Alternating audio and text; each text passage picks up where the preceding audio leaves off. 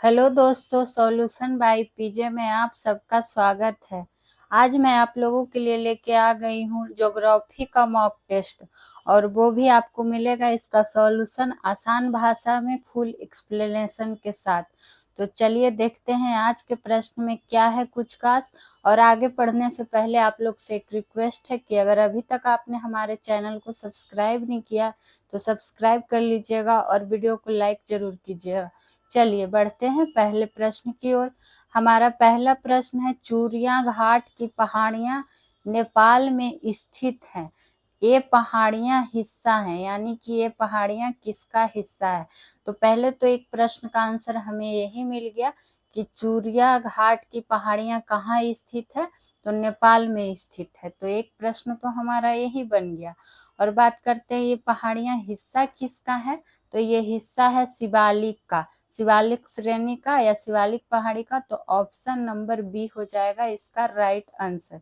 वही शिवालिक श्रेणी से और कुछ प्रश्न जानते हैं जो कि बन सकते हैं इससे संबंधित जानकारी। तो शिवालिक से और क्या जान सकते हैं, जो शिवालिक श्रेणी है ये बाह्य हिमालय की क्या है, पर्वतमाला है। बाह्य हिमालय की पर्वतमाला है, ये पॉइंट हो गया इसमें। और क्या है, हिमालय पर्वत का ये सबसे दक्षिणी, आप लोग को पता होगा कि हिमालय पर्वत का सबसे दक्षिणी भाग जो कि पश्चिम से पूर्व तक ये फैला हुआ है, कौन सा, शिवालिक श्रेणी। और ये किसके किसके बीच स्थित है, कौन कौन से, तो बृहत हिमालय, बृहत हिमालय और किसके बीच, कौन हिमालय के बीच, तो लघु हिमालय के बीच। तो बृहत हिमालय और लघु हिमालय के बीच कौन स्थित है, तो शिवालिक श्रेणी स्थित है। और ये बाह्य हिमालय की पर्वतमाला है। और चूरिया घाट की पहाड़ी जो है ये इसी का हिस्सा है। वही बात कर ले कि ये नवीनतम रेंज है या नवीनतम श्रेणी है किसका, तो हिमालय का। शिवालिक है जो क्या है, हिमालय की नवीनतम रेंज है, नवीनतम रेंज या श्रेणी लिख दीजिए, श्रेणी या पहाड़ी कुछ भी, श्रेणी है कौन, तो शिवालिक। और इसका विस्तार अगर पूछते कि शिवालिक का विस्तार की बात कर ले, तो विस्तार क्या हो जाएगा, विस्तार चलेगा कहाँ से, सिंधु नदी से लेके, सिंधु नदी से कहाँ तक, ब्रह्मपुत्र नदी तक फैला हुआ है, ब्रह्मपुत्र नदी तक क्या है, फैला हुआ है इसका विस्तार। वहीं अगर शिवालिक पर्वत पर पर्यटन स्थल का कुछ जो महत्वपूर्ण है पूछ लिया जाता है, तो इस पर कौन कौन से पर्यटन स्थल जो मुख्य हैं, जैसे कि शिमला हो गया, पंचकुला हो गया, और क्या कह सकते हैं, मोरनी पहाड़ी, ये सब जो पर्यटन स्थल है, क्या है, पर्यटन स्थल, ये सब किस पे अवस्थित है, तो शिवालिक श्रेणी पर ही अवस्थित है। तो ये हुआ शिवालिक श्रेणी से संबंधित और भी प्रश्न। अब इसी तरह बढ़ते हैं दूसरे प्रश्न की ओर। तो दूसरा प्रश्न हमारा क्या है, कौन दक्षिण भारत की सबसे ऊंची चोटी है। यहाँ आपसे किसका पूछा जा रहा है, तो दक्षिण भारत का सबसे ऊंचा चोटी। तो ये कौन हो जाएगा, ये आपका हो जाएगा अन्नामुड़ी, जो कि ऑप्शन नंबर सी में है। तो इसका राइट आंसर क्या हो जाएगा, अन्नामुड़ी। वही बात कर ले कि अगर पूछ दे कि दोदा बेटे है ऑप्शन ए में, तो ये क्या, तो ये है जो दक्षिण भारत की सेकेंड सबसे ऊंची चोटी है।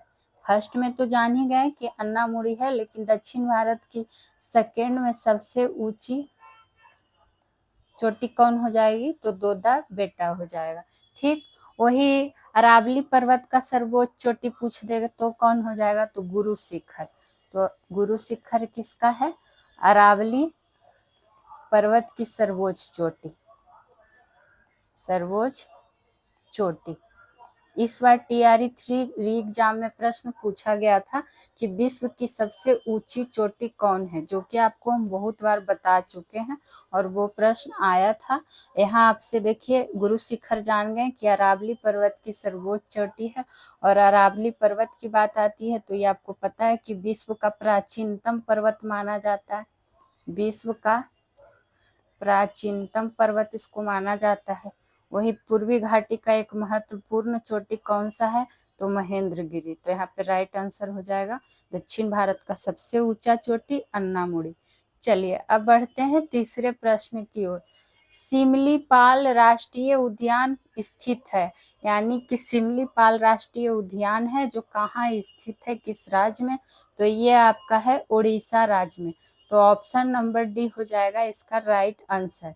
और यही बात कर ले कि ये मतलब कैसा अभ्यारण्य है सिमलीपाल राष्ट्रीय उद्यान, तो एक बाघ अभ्यारण्य है, बाघ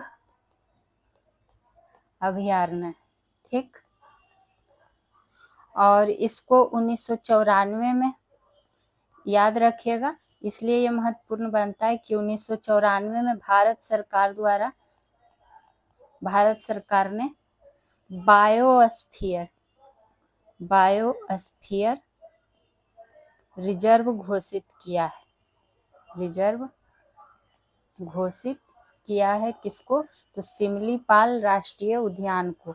और उड़ीसा में भी कहाँ है ये भी पूछ लिया जाता है। तो राज्य के कौन सा, उड़ीसा राज्य का किस जिला में है, तो मयूरभंज जिला में। हो सकता है आपको डायरेक्ट इसका जिला ही रहे ऑप्शन में उड़ीसा की जगह, तो ये भी ध्यान रखिएगा कि किस जिला में है, तो मयूरभंज जिला में है क्या, तो सिमलीपाल राष्ट्रीय उद्यान। और उड़ीसा में ही आपको भितरकनिका नेशनल पार्क मिलता है जो कि मगरमच्छ आवास के लिए प्रसिद्ध है। तो ये सब पॉइंट क्या कर सकते हैं आप लोग, साथ ही साथ पॉइंट बाय पॉइंट जो हम लिखते जाते हैं बताते जाते हैं, आप लोग नोट डाउन करते चलिए ताकि आपके पास भी एक अच्छे तरीके से नोट्स तैयार हो जाए। चलिए अब बढ़ते हैं चौथे प्रश्न की ओर। और अभी आपका TRE 4 के लिए प्रैक्टिस सेशन शुरू ही हुआ है और सारे विषय का बारी बारी से करवाया जा रहा है। तो जो कोई भी TRE 4 का एग्जाम देने वाले हैं या फिर आप किसी भी कंपटीशन की तैयारी कर रहे होंगे, तो ये सारे सेशन आपके लिए हेल्पफुल होने वाले हैं।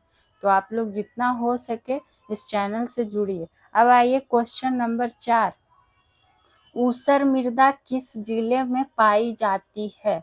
तो ये प्रश्न पूछा हुआ प्रश्न भी है और इससे संबंधित कुछ जानकारी जान लेते हैं। तो ऊसर मृदा जो है ये सिवान जिले में पाई जाती है। तो बिहार के सिवान जिला में क्या पाया जाता है, ऊसर मृदा।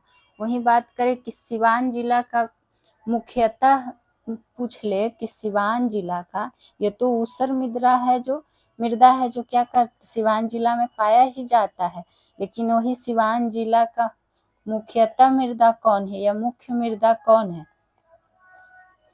मुख्य मृदा तो वो है जलोढ़ मिट्टी। क्या है, जलोढ़ मिट्टी या जलोढ़ मृदा है, ठीक।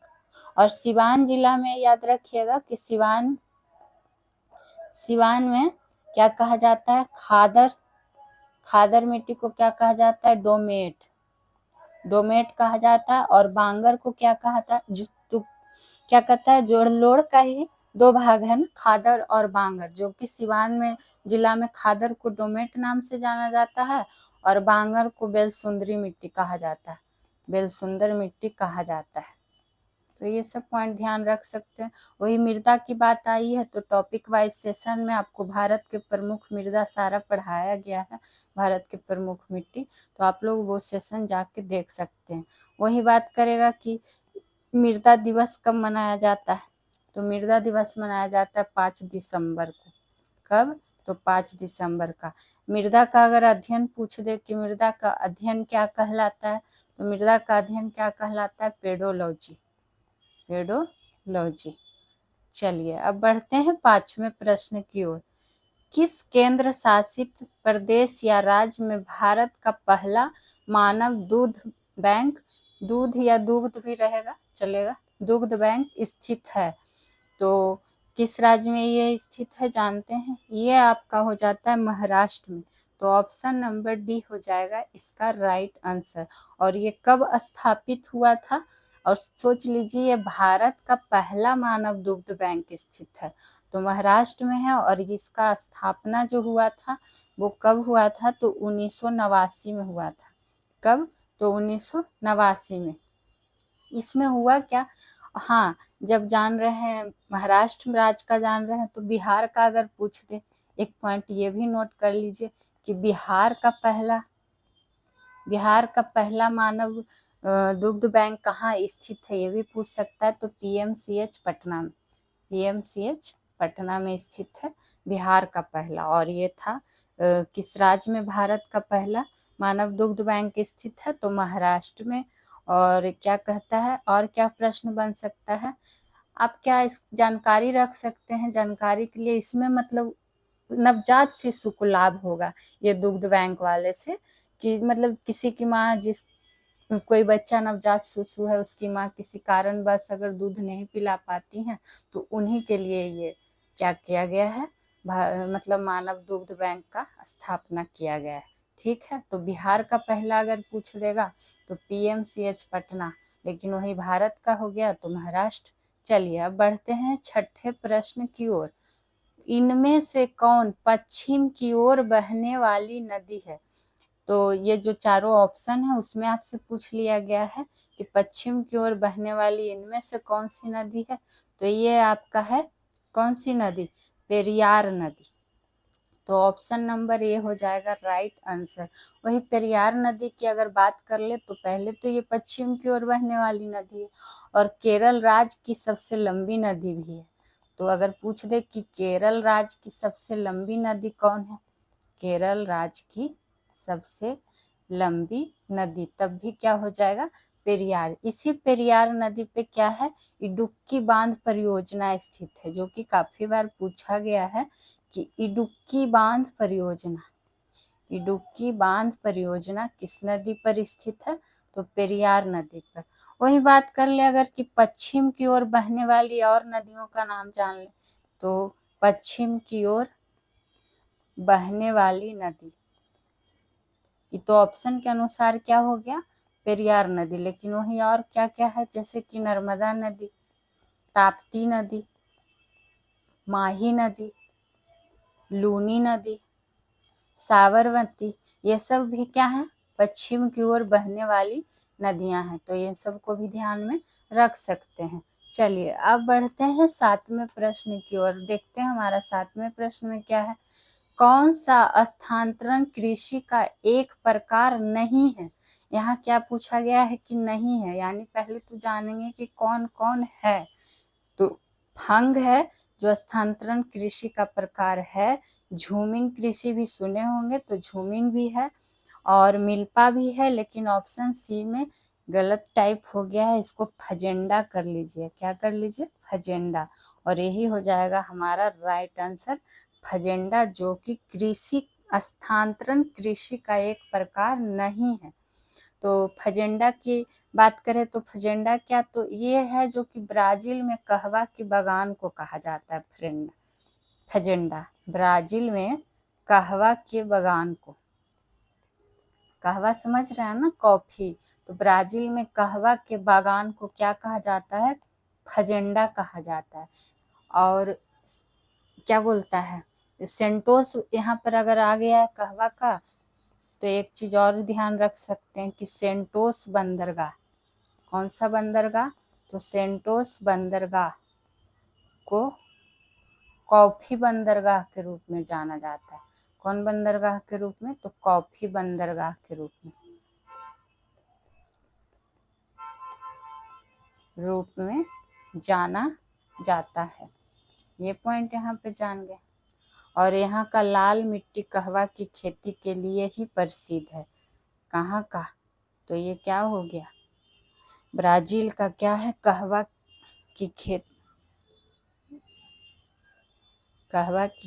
के लिए, कहवा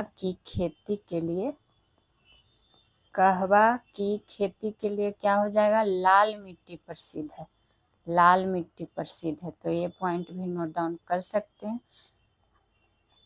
आप लोग तो सुन के भी अच्छे से नोट्स तैयार कर सकते हैं। ऐसे तो हम लिखते भी जाते हैं, लेकिन थोड़ा फास्ट लिखते हैं, तो हो सकता है आपको राइटिंग उतना नहीं पता चले, तो आप लोग सुन के लिखिए, क्योंकि हम बहुत बार रिपीट भी करते हैं, तो आसानी से आप लोग लिख सकते हैं। अब बढ़िए आठवें प्रश्न की ओर। तो हमारा आठवां प्रश्न आ गया है कि निम्नलिखित में कौन सी खरीफ फसल है। तो खरीफ फसल का बात आ जाता है। और खरीफ फसल कब बोया जाता है, तो सबसे पहले यही जानते हैं खरीफ फसल बोया कब जाता है, तो जून जुलाई में बुआई होता है इसका बुआई का अवधि ही पूछ लिया जाता है कि कब होता है खरीफ फसल।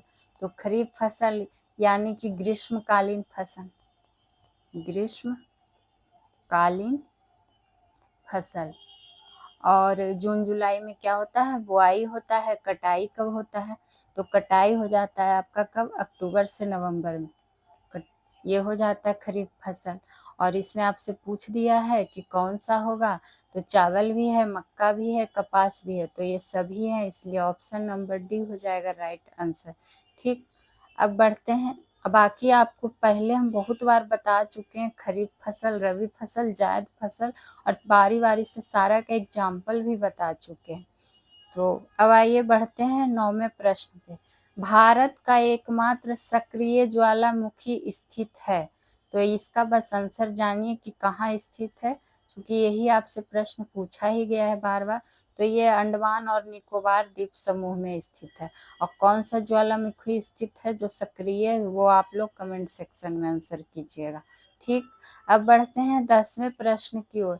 कौन सा जलडमरू मध्य लाल सागर और अदन की खाड़ी को जोड़ता है, ये मोस्ट इम्पॉर्टेंट प्रश्न है, बार बार रिपीटेड प्रश्न भी है, इसको स्टार मार्क कर लीजिए। तो जलडमरू मध्य लाल सागर और किसकी खाड़ी को जोड़ता है, अदन की खाड़ी को। कौन, तो बाबा अलमंदेव जोड़ता है इसको। और बाबा अलमंदेव को क्या जाना जाता है, दुख के द्वार के रूप में जाना जाता है। दुख के द्वार के रूप में किसे जाना जाता है, किस जलडमरू मध्य को, तो बाबा अलमंडेव को। ठीक, वही बात कर ले कि होरमुज जलडमरू मध्य जो कि ऑप्शन नंबर ए में है, तो ये किसको किसको जोड़ता है, ये आपका जोड़ता है फारस की खाड़ी और किसको, ओमान की खाड़ी को। फारस की खाड़ी और ओमान की खाड़ी को कौन जोड़ता है, होरमुज जलडमरू मध्य। वही बास्पोरस की बात कर ले तो ये किसको किसको, तो काला सागर और मरमरा सागर को। काला सागर और किसको, मरमरा सागर को। प्लस का साइन यानी कि किसको जोड़ता है, इसलिए शॉर्ट में लिख दिए प्लस का साइन। वही बात कर लेंगे कि सुंडा जल संधि किसको किसको जोड़ता है, ये जोड़ता है जावा सागर और किसको, हिंद महासागर को। तो ये हुए 10 प्रश्न कंप्लीट, और आपको पूरा डिटेल में भी बताया जाता है। इसी तरह आपका सारे विषय का जीके जीएस का सारे का सॉल्यूशन कराया जाता है। तो आपसे रिक्वेस्ट है कि अगर मेरा सॉल्यूशन कराना आपको अच्छा लगता है तो प्लीज़ वीडियो को लाइक कीजिए, शेयर कीजिए, सब्सक्राइब कीजिए। और हाँ, इस सेशन से संबंधित अगर आपका कोई प्रश्न सुझाव हो तो ज़रूर कीजिए कमेंट। चलिए अब आते हैं 11वें प्रश्न की ओर। भारत में 200 सेंटीमीटर से अधिक वार्षिक वर्षा एवं ढलान वाले पहाड़ी इलाकों के लिए कौन सी फसल उपयुक्त है, तो यहाँ पर एक चीज तो और पॉइंट नोट कर सकते हैं कि कितना, तो 200 सेंटीमीटर से अधिक वार्षिक वर्षा। ठीक, और ये किस फसल के लिए, तो ये चाय के लिए, तो ऑप्शन नंबर बी हो जाएगा राइट आंसर।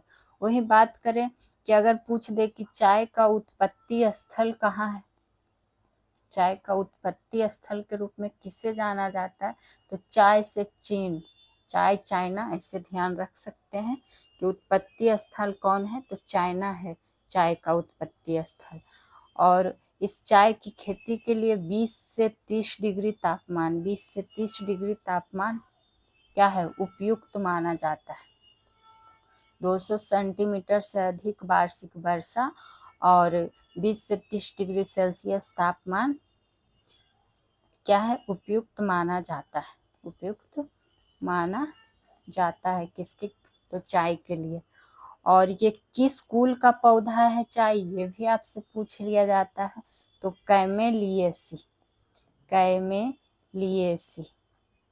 कैमेलिएसी कुल का पौधा है कौन, चाय आप लोग को बहुत पसंद होगा। वैसे चाय हमको भी बहुत पसंद है, चाय का तो हम एकदम फैन। तो चाय के लिए तो क्वेश्चन बनता है और चाय से क्वेश्चन छूटना भी नहीं चाहिए। चाय तो भारतवासियों को बहुत पसंद होता है, तो बिहार के लोग भी काफ़ी पसंद करते हैं। चूँकि भारत के लोग को ही पसंद है तो बिहार के लोग तो चाय के बहुत फैन होते हैं, इसलिए चाय वाला क्वेश्चन में गलती नहीं करना है। तो चाय किस कुल का पौधा हो गया? कैमेलिएसी कुल का पौधा। और बात कर ले कि चाय में पाया क्या जाता है, तो चाय में क्या पाया जाता है? थीन पाया जाता है, थीन पाया जाता है। प्लस अगर आपसे पूछ दे कि भारत में सर्वाधिक चाय उत्पादन किस राज्य में होता है? सर्वाधिक चाय उत्पादन तो ये किस में होता है? असम में होता है। तो ये सब पॉइंट नोट डाउन करते चलिएगा साथ ही साथ, तो अच्छा रहेगा आप लोगों के लिए। अब आइए क्वेश्चन नंबर 12, कौन सा देश विश्व का सबसे बड़ा दुग्ध उत्पादक है? देखिए यहाँ आपसे विश्व का पूछा गया, उस टाइम क्वेश्चन क्या था? भारत का, और वो भी बैंक पूछा गया था।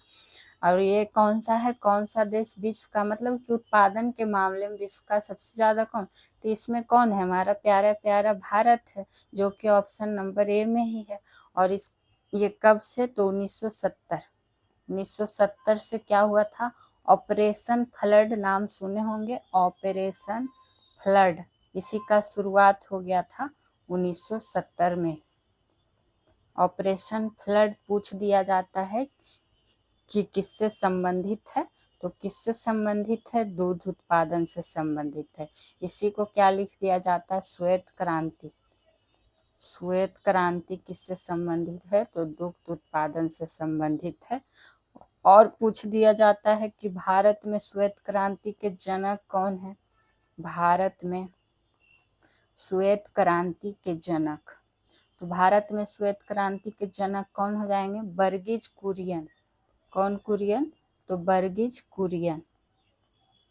ठीक, वही बात करें, विश्व दुग्ध दिवस कब मनाया जाता है? ये प्रश्न करंट अफेयर में पूछा जाता है। तो विश्व दुग्ध दिवस कब मनाया जाता है? तो 1 जून को। कब? तो 1 जून को। तो ये सब छोटा छोटा पॉइंट है, लेकिन ध्यान में रखना हमारे लिए जरूरी है।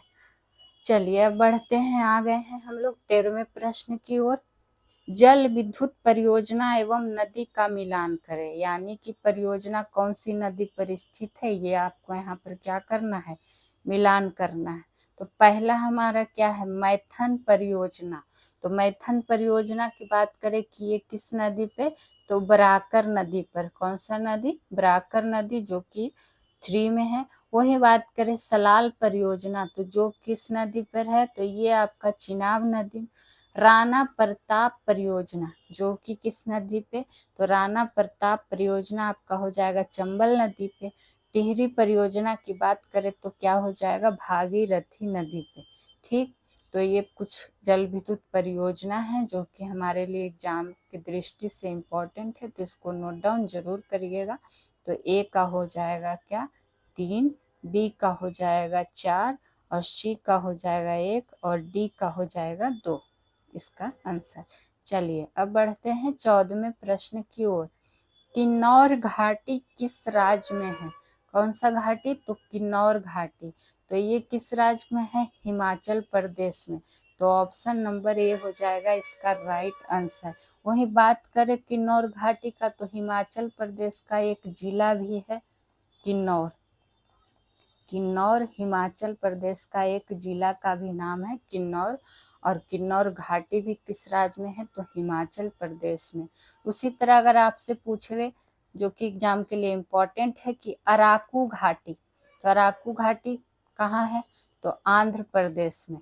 आंध्र प्रदेश में है अराकू घाटी। वही बराक घाटी पूछ दे कि बराक घाटी किस राज्य में है? तो बराक घाटी है आपका असम में। असम में। और क्या? चंबल घाटी। चंबल घाटी पूछे तो चंबल घाटी कहाँ है? ये आपका है एमपी, यानी कि मध्य प्रदेश में। ठीक, चिनाब घाटी कहाँ है? चिनाब घाटी कहाँ है? तो चिनाब घाटी आपका है जम्मू कश्मीर में। ठीक, और दिहांग घाटी पूछ लिया जाता है कि दिहांग घाटी क्या है? ये इम्पोर्टेंट घाटियां हैं जो कि एग्जाम में रिपीट होते रहता है। तो अरुणाचल प्रदेश में क्या हो जाएगा? दिहांग घाटी। तो ये सब महत्वपूर्ण घाटियों में से आते हैं, इसलिए इसको ध्यान रखिएगा। और इसका राज्य पूछ ही दिया जाता है कि कौन किस राज्य में स्थित है।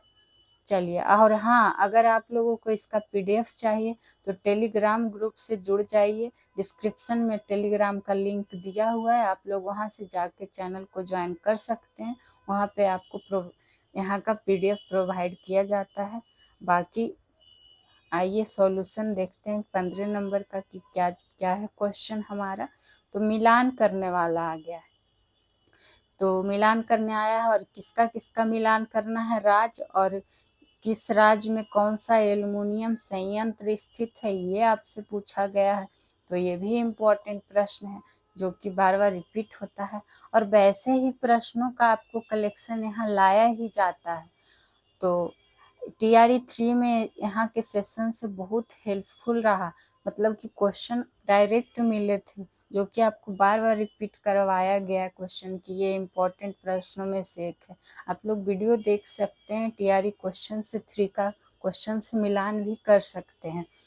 तो आइए 15 नंबर देख लेते हैं। छत्तीसगढ़ राज्य में कौन सा एल्युमिनियम संयंत्र स्थित है? तो छत्तीसगढ़ राज्य में कौन सा है? अल्पुरम।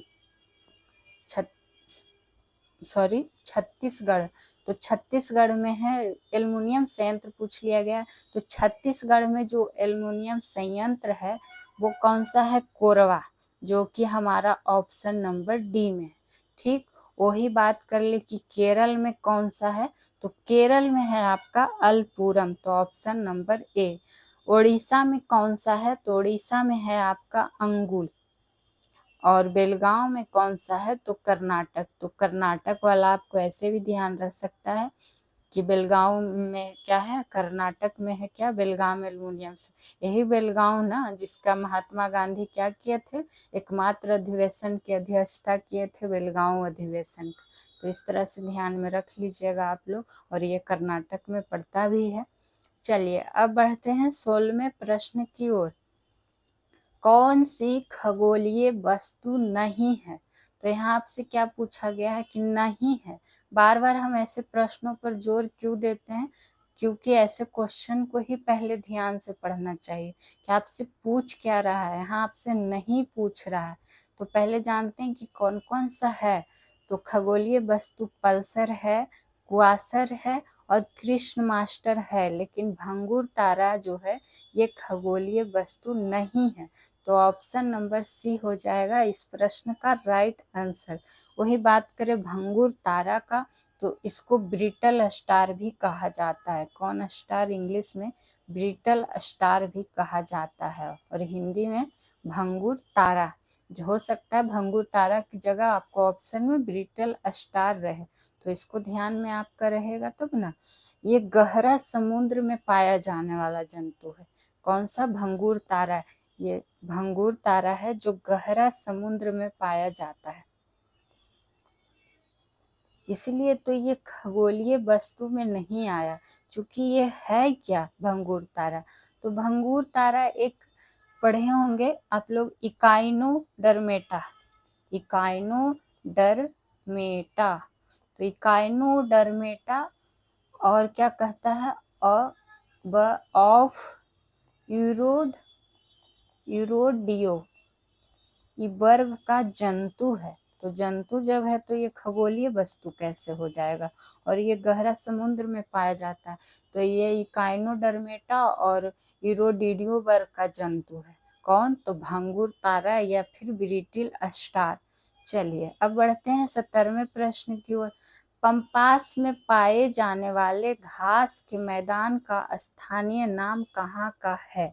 तो अब घास का मैदान का स्थानीय नाम पूछ लिया गया, यानी सीधा सीधी जो पंपास है ये कहाँ पाया जाने वाला घास है, उसका स्थानीय नाम आपसे। तो ये आपका अर्जेंटीना में, जो कि ऑप्शन नंबर D में है हमारा, तो राइट आंसर हो जाएगा अर्जेंटीना। वही बात करें ऑस्ट्रेलिया में, तो ऑस्ट्रेलिया में जो पाए जाने वाला घास है वो कौन सा है? तो उसका नाम क्या है? डाउन्स।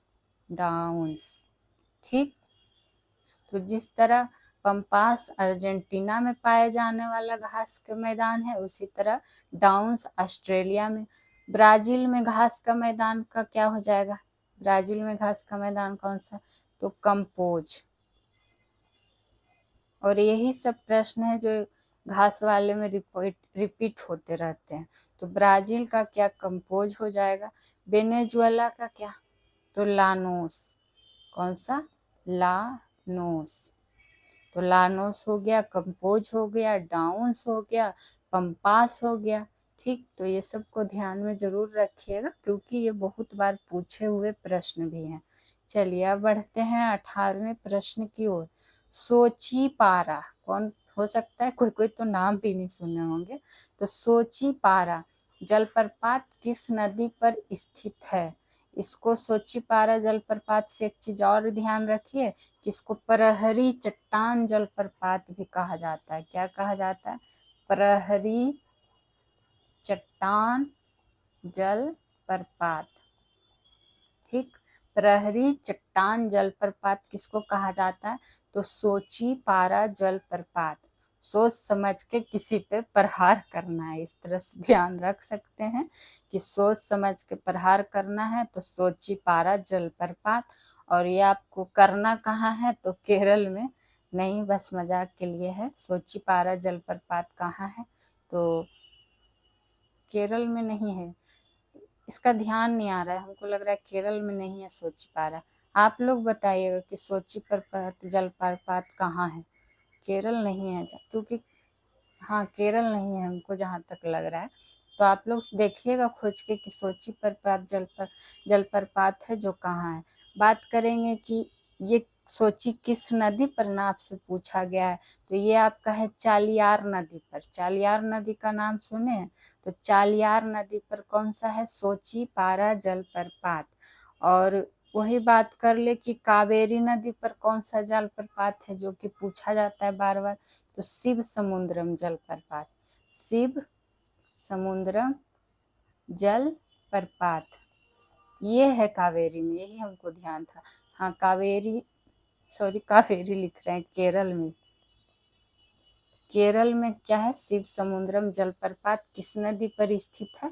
तो कावेरी नदी पर। वही बात कर ले चालकुड़ी। तो देखिए ऐसा ऐसा नदी है, हो सकता है नाम नहीं सुने होंगे, तो ऐसे प्रश्नों को जरूर नोट कीजिएगा। तो कुछ भी आपको नया मिले तो उसको जरूर अच्छे से आप लोग ग्रहण कर लीजिए। जैसे कैसे आप लोग कोई चीज नया नया ट्राई करते हैं कि चलो कुछ नया कपड़ा स्टाइल का पहन के देखते हैं, कुछ नया खाने में ट्राई करते हैं, तो उसी तरह अगर आपको कोई क्वेश्चन मिल रहा है नया तो क्यों ना उसको भी जानकारी ले लिया जाए। तो जो चालकुड़ी नदी पर है, ये एक चालकुड़ी नदी है और इस पे कौन सा जलप्रपात स्थित है? तो बझाचल जलप्रपात। ये सब एनसीईआरटी का क्वेश्चन है, तो बहुत लोगों को पता नहीं होता है। तो और ऐसे प्रश्न एग्जाम में आ जाते हैं तो लोग बोलने लगते हैं कि पढ़े ही नहीं है, पढ़ाया ही नहीं गया। तो बझाचल जलप्रपात किस नदी पर हो गया? चालकुड़ी नदी पर। और चालियार नदी पर कौन सा जलप्रपात हो गया? तो सोचीपारा जलप्रपात। कावेरी नदी पर कौन सा जलप्रपात? तो शिव समुद्रम जलप्रपात। वहीं ऑप्शन डी में है अघनासनी नदी। तो अघनासनी नदी पर कौन सा जलप्रपात? तो उनचाली जलप्रपात। उनचाली जलप्रपात। तो इसको एकदम स्टार मार्क कर लीजिए इस क्वेश्चन को। अब बढ़िए 19वें प्रश्न की ओर, देखते हैं क्या है 19वें प्रश्न में। खट्टे फलों के लिए राष्ट्रीय अनुसंधान केंद्र कहाँ स्थित है? तो खट्टा फल का बात आ गया है और ये राष्ट्रीय अनुसंधान पूछा गया है केंद्र कि ये कहाँ स्थित है। तो खट्टा फल के लिए क्या किया गया था 1985 में? कब? तो 1985 में क्या किया गया था? राष्ट्रीय अनुसंधान केंद्र की शुरुआत की गई थी। तो अगर आपसे पूछ दे कि खट्टे फलों के लिए राष्ट्रीय अनुसंधान केंद्र की शुरुआत कब की गई थी? तो 1985 में। और ये स्थित कहाँ है? तो नागपुर में। तो ऑप्शन बी हो जाएगा राइट आंसर। वही बात करें तो नागपुर को क्या कहा जाता है? ऑरेंज शहर, संतरा का शहर। ऑरेंज शहर किसे कहा जाता है? तो नागपुर को ही कहा जाता है। यहाँ संतरा के लिए ये क्या है? फेमस है, इसीलिए इसको ऑरेंज शहर भी कहा जाता है। चलिए अब बढ़ते हैं 20वें प्रश्न की ओर। क्या हो गया? हाँ, अब बढ़ते हैं 20वें प्रश्न की ओर। देखते हैं कि हमारे 20वें प्रश्न में क्या है। तो हमारा 20वां प्रश्न क्या है, यह लीजिए। तो 20वां प्रश्न आ ही नहीं रहा है,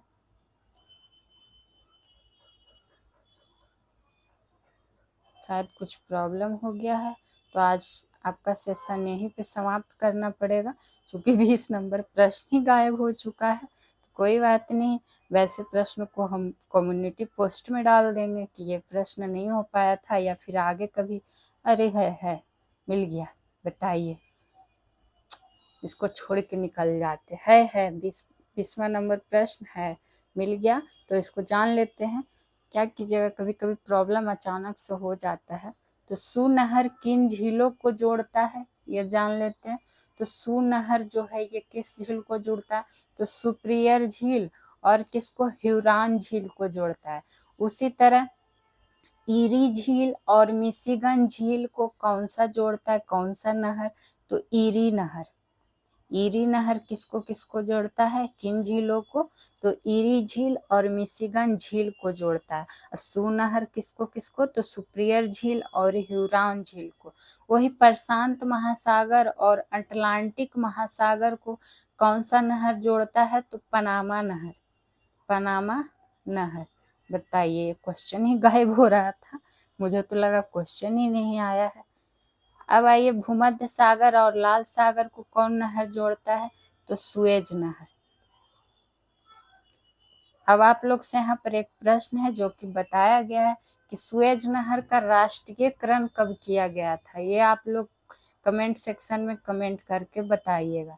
तो आज के लिए ज्योग्राफी के सेशन में 20 प्रश्न और 20 प्रश्न से देख लीजिए कितने प्रश्नों का सॉल्यूशन हम लोग जाने। तो इसी तरह का रेगुलर सेशन से जुड़ने के लिए आप लोग चैनल को सब्सक्राइब कीजिए, वीडियो को लाइक कीजिए, शेयर कीजिए। फिर मिलेंगे किसी और विषय का सेशन के साथ। तब तक खुश रहिए, मस्त रहिए, मन से पढ़ाई कीजिए। Thank you.